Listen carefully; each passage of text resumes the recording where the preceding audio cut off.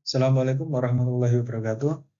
Perkenalkan, nama saya Abdul Wafik Aziz dengan NIM C2 channel 022 062. Nah, pada kesempatan kali ini saya akan mempresentasikan mengenai sistem file dan directory. Oke, untuk sistem file dan directory ini, nah, yaitu yang pertama itu ada konsep file, kemudian metode access, struktur directory, struktur sistem file, dan metode pengalokasian. Oke, untuk yang pertama konsep file. File merupakan kumpulan informasi yang berhubungan dan tersimpan dalam secondary storage. Nah, tipe file itu bisa berupa data dan juga bisa berupa program. Nah, berupa data itu biasanya berupa karakter, numerik, dan binary. Kemudian penamaan file, yaitu terdiri dari nama dan ekstensi. Kemudian ada atribut file yang terdiri dari nama, tipe, lokasi, dan ukuran. Kemudian operasi pada file yang terdiri dari membuat, menghapus, menutup atribut. Kemudian tipe file, contohnya yaitu jenis berkas executable yang akhirannya yaitu exe, com, bet, bin yang berfungsi untuk bahwa program yang siap dijalankan. Kemudian ada teks yang akhirnya yaitu txt atau dot yang berfungsi yaitu data teks atau dokumen. Nah, metode akses. Nah, file tersebut tadi itu menyimpan informasi yang apabila kita gunakan informasi tersebut harus diakses dan dibaca memori. Kemudian ada 3 cara dalam mengakses informasi pada file, yaitu ada sequential access, kemudian ada direct access, other access method. Nah, untuk yang pertama sequential access, yaitu membaca semua batch atau record pada awal, kemudian tidak dapat melompat, hanya bisa melakukan rewind atau backup, dan baik jika digunakan pada pita magnetik, seperti yang ada gambar di sini ya. Kemudian ada direct access. Nah, bahwa batch atau record itu dibaca tidak terurut. Dan direct access ini itu sangat penting untuk sistem basis data. Nah, metode akses ini itu berdasarkan model disk dari suatu file yang memungkinkan acak ke sembarang blok file dan memungkinkan blok acak tersebut dibaca.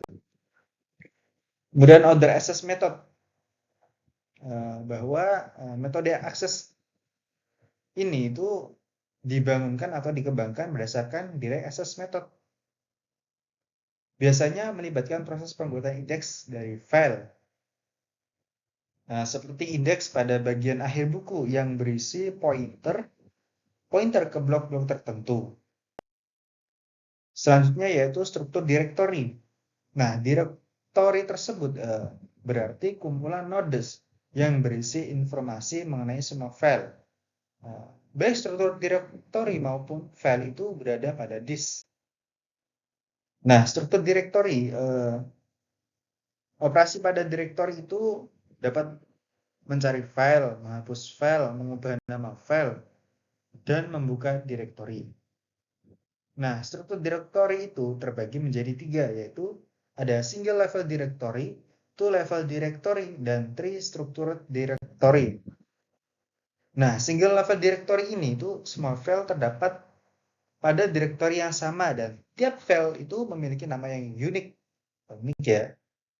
Kemudian two level directory itu membuat directory yang terpisah untuk tiap user dan terdapat user file directory atau UFD dan master file directory.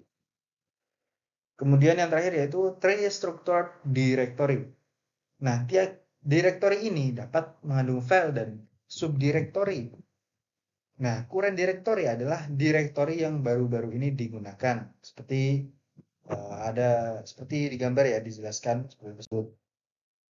Kemudian ada isolate grep directory yang tiap directory itu dapat manual file dan subdirectory.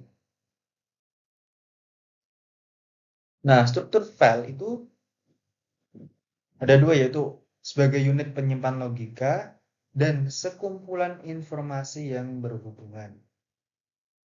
Nah, sistem file itu berada pada disk ya.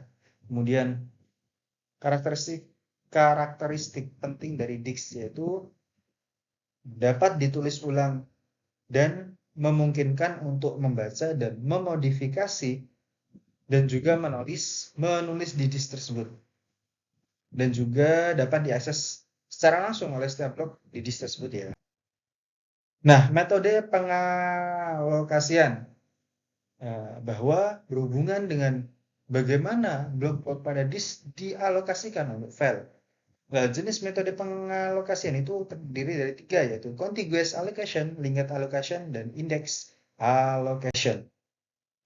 Contiguous allocation itu setiap file menempati sekumpulan blok yang berurutan pada disk.